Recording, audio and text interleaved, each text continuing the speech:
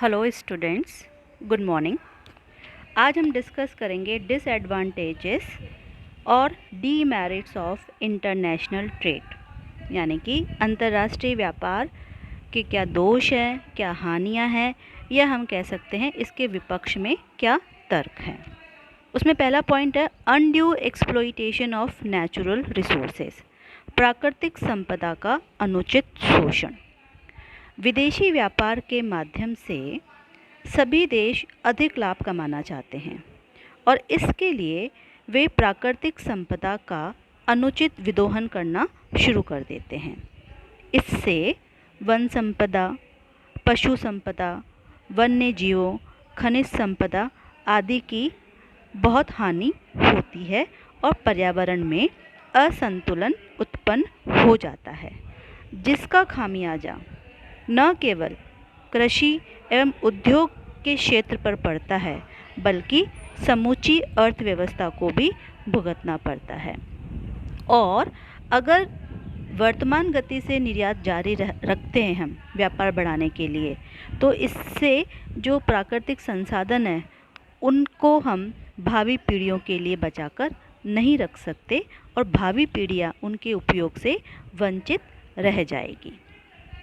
Second point है loss due to foreign competition, विदेशी प्रतियोगिता से हानि। अंतर्राष्ट्रीय व्यापार के कारण दूसरे देशों के व्यापारियों से प्रतियोगिता बढ़ जाती है। अब इसका सबसे विपरीत प्रभाव विकासशील देशों पे पड़ता है कि विकासशील देश विकसित देशों की प्रतियोगिता के सामने नहीं टिक पाते, क्योंकि विकासशील देशों में लघु और कुटीर उद्योग ज़्यादा होते हैं। शिशु उद्योग मतलब वह उद्योग जो अभी अभी शुरू हुए हैं, तो वो प्रतियोगिता के सामने, विदेशी प्रतियोगिता के सामने नहीं टिक पाते और उससे उनका लगभग बंद ही हो जाते हैं, वह पनप नहीं पाते हैं। तो इससे हमारे देश के उद्योग धंधों को भारी नुकसान होता है। नेक्स्ट पॉइंट है one sided development of the country, देश का एकांगी विकास। अंतर्राष्ट्रीय व्यापार जो होता है वह श्रम विभाजन और विशिष्टीकरण को जन्म देता है और तुलनात्मक लागत सिद्धांत के अनुसार हर एक देश केवल उन्हीं वस्तुओं का उत्पादन करना चाहता है जिन्हें कम लागत पर उत्पादित वह कर सकता है, बाकी वस्तुओं का वह आयात करता है। इससे उन्हें लाभ तो प्राप्त होता है, लेकिन देश का असंतुलित या एकांगी विकास होता है।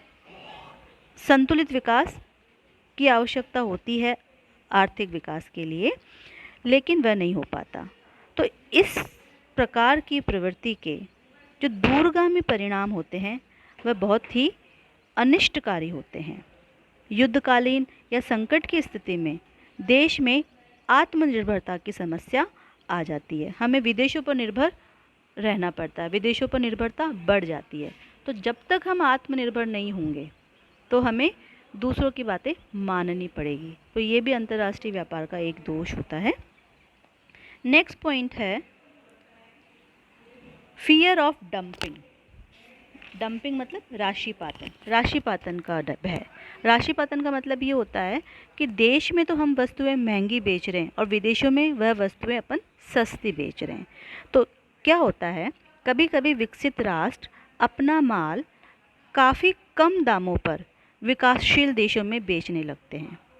उनका उद्देश्य इन देशों के बाज़ारों में जमना होता है कि वे जब लगातार सस्ता माल बेचकर जनता को उसका उपभोग करने का आदी बना देते हैं और धीरे धीरे जब उपभोक्ता को उनकी आदत हो जाती है, उसके बाद वे कीमतें बढ़ाकर उपभोक्ताओं का शोषण करते हैं।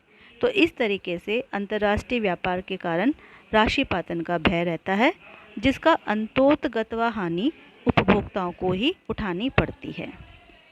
नेक्स्ट है कंजम्पशन ऑफ इंजीरियस गुड्स, हानिकारक वस्तुओं का उपभोग। अंतर्राष्ट्रीय व्यापार के कारण देश में ऐसी हानिकारक वस्तुओं का उपभोग भी होने लगता है जो उस देश में उत्पादित नहीं होती है, जैसे मादक वस्तुएं, अफीम, तंबाकू आदि का प्रयोग अगर किसी देश में हो रहा है और वहाँ पे उत्पादित नहीं हो रही है, तो ये अंतर्राष्ट्रीय व्यापार का ही एक हानिकारक परिणाम है।